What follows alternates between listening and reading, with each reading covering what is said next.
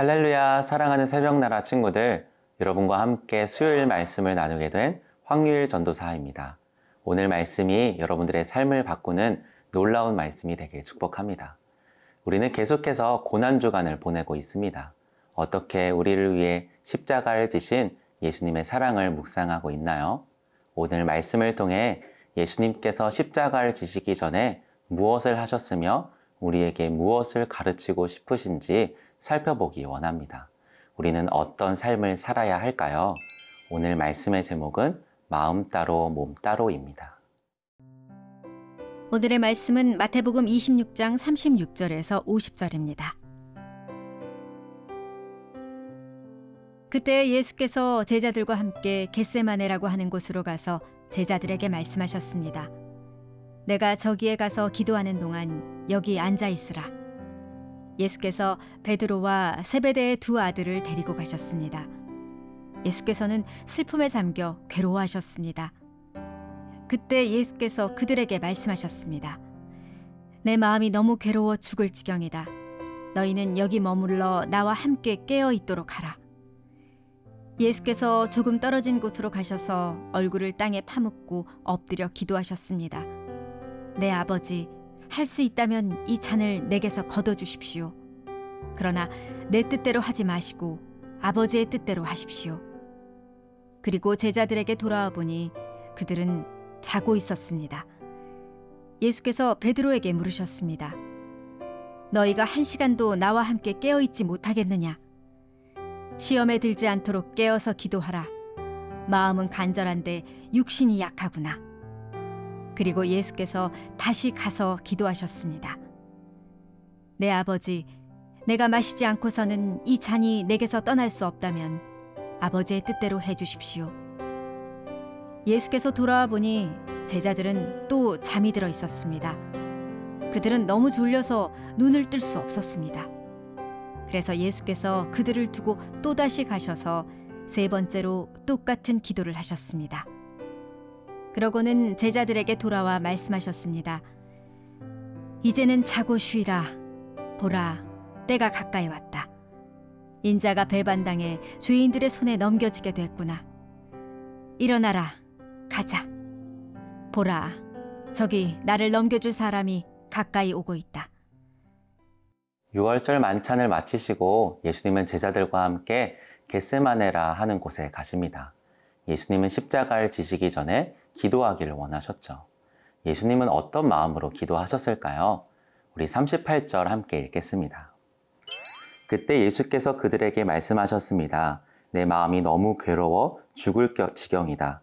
너희는 여기 머물러 나와 함께 깨어 있도록 하라. 십자가를 지시기 전에 예수님은 마음이 너무 괴로우셨어요. 누가복음에 보면 기도하실 때 땀방울이 핏방울로 변했다고까지 이야기를 합니다. 그래서 제자들과 함께 깨어 기도해 달라고 부탁하시죠. 제자들에게 이렇게까지 자신의 괴로운 마음을 드러내신 게 여기가 처음이에요. 게다가 하나님의 뜻과 다른 것을 한 번도 언급하지 않으셨던 분이 내 아버지 할 수만 있다면 이 잔을 내게서 거두어 주십시오 라고 말씀하실 정도로 힘들어 하셨어요. 그러나 제자들은 예수님께서 괴로워하시는 걸 옆에서 봤음에도 불구하고 피곤해서 함께하지 않습니다. 죽어도 주님을 배신하지 않겠다고 고백했던 제자들은 주님과 함께하기는커녕 너무 졸려서 잡니다. 3년 동안 제자들에게 보여주셨던 사랑, 배신할 걸 알면서도 자신의 살과 피를 찢고 쏟으신 그 사랑을 제자들은 여전히 깨닫지 못합니다. 그럼에도 예수님은 3번이나 내 뜻대로 하지 마시고 아버지의 뜻대로 해 주십시오 라고 기도하며 자신의 뜻을 하나님의 뜻에 굴복시키죠. 사랑하는 친구들, 우리의 기도는 예수님과 너무나 다르지 않나요? 우리는 보통 문제 해결을 위해서 기도하죠. 하나님께 나의 소원과 필요를 말해서 하나님을 굴복시키려고 합니다. 하나님, 이 상황은 잘못되었어요. 하나님, 저에게 이러시면 안 돼요. 하나님, 이거 주셔야만 합니다. 그러나 예수님의 겟세마네 기도는 달랐어요. 하나님을 예수님의 뜻에 맞추는 것이 아니라 예수님이 하나님의 뜻에 굴복합니다. 왜냐하면 기도를 하면 할수록 내 주장은 점점 약해지고 하나님의 뜻은 점점 커지기 때문이에요. 겟세마네에서 보여주신 기도가 예수님께서 가르쳐 주신 주기도문에도 나오죠. 악에서 구하소서. 이건 그냥 살려달라는 기도가 아니에요. 하나님, 내가 나의 생명을 잃더라도 하나님의 뜻을 이룰 수 있도록 저를 악에서 구해 붙잡아 주세요. 라는 기도입니다. 사랑하는 새벽나라 친구들, 우리의 기도는 어떤가요? 나의 소원과 내가 원하는 것을 구하고 있나요? 아니면 하나님의 뜻이 이루어지는 기도를 하고 있나요? 고난을 없애달라는 기도를 하고 있나요? 아니면 고난을 통해 하나님이 이루고자 하시는 뜻이 있다면 기꺼이 감당하겠다는 기도를 하고 있나요? 내 소원은 하나님이 우리에게 주시려는 것에 비하면 아주 작아요. 그러기에 우리를 향한 큰 계획을 갖고 계신 하나님의 뜻을 구하는 기도가 최고의 기도입니다. 고난주간 우리가 예수님을 묵상하며 기도해야 할 것은 내 소원이 아니라 하나님의 뜻을 깨닫고 이루어가게 해주세요. 하나님을 믿고 신뢰하게 해주세요. 라는 기도인 줄로 믿습니다.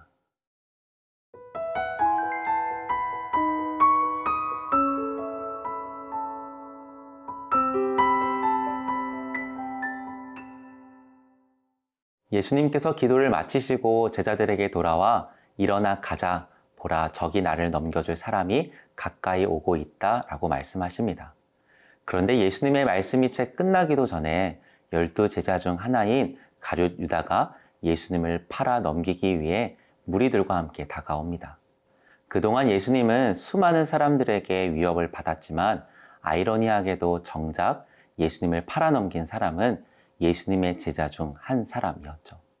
가룟 유다는 자신이 생각한 길과 다른 길을 가시는 예수님이 싫었어요. 그래서 같이 잡으러 간 사람들에게 내가 입을 맞추는 사람이 바로 예수다라고 미리 신호를 정해둡니다. 그리고는 예수님께 다가가 이렇게 행동하죠. 49절입니다. 곧바로 유다는 예수께 다가가 랍비여 안녕하십니까? 라고 말하며 입을 맞추었습니다. 유대 전통에서 입을 맞추는 사람은 위에 있는 사람이 아래에 있는 사람에게 먼저 했어요. 또 예수님은 제자들에게 랍비라는 말을 듣지 말라고 말씀하셨죠. 그런데 가룟 유다는 예수님을 랍비라고 부르며 입을 먼저 맞춥니다. 이렇게 그는 예수님을 모욕하며 병사들에게 넘기죠. 예수님의 마음은 어땠을까요? 자신이 사랑했던 제자가 예수님을 팔아 넘길 때 예수님은 얼마나 슬프셨을까요? 그럼에도 예수님은 십자가의 길을 선택하십니다. 전능하신 예수님께서 아무런 힘도 사용하지 않으시고 잡혀가십니다. 정작 주와 함께 죽을지언정 부인하지 않겠다고 고백했던 제자들은 다 예수님을 버리고 도망가 버리죠. 이사야 53장 6절에서 7절입니다. 우리는 모두 양처럼 길을 잃고 제각각 자기 길로 흩어져 가 버렸지만 여호와께서는 우리 모두의 죄악을 그에게 지우셨다. 그는 학대를 받고 괴롭힘을 당했지만 입을 열지 않았다. 마치 도살장으로 끌려가는 어린 양처럼, 마치 털이 깎이는 잠잠한 어미 양처럼 그는 입을 열지 않았다. 예수님은 성경 말씀대로 십자가 그 죽음의 길을 묵묵히 걸어가십니다. 하나님 아버지의 뜻을 이루기 위해 모두에게 버림받고 외롭게 끝까지 걸어가십니다. 왜냐하면 우리에게 영원한 생명을 주시기 위해서였죠. 사랑하는 새벽나라 친구들, 우리는 어떤 길을 걸어가고 있나요?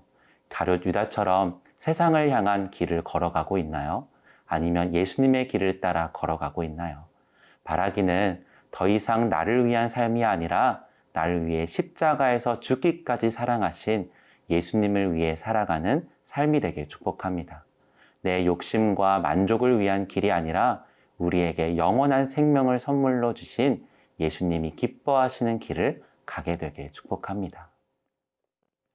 여러분 혹시 이 찬양 아세요?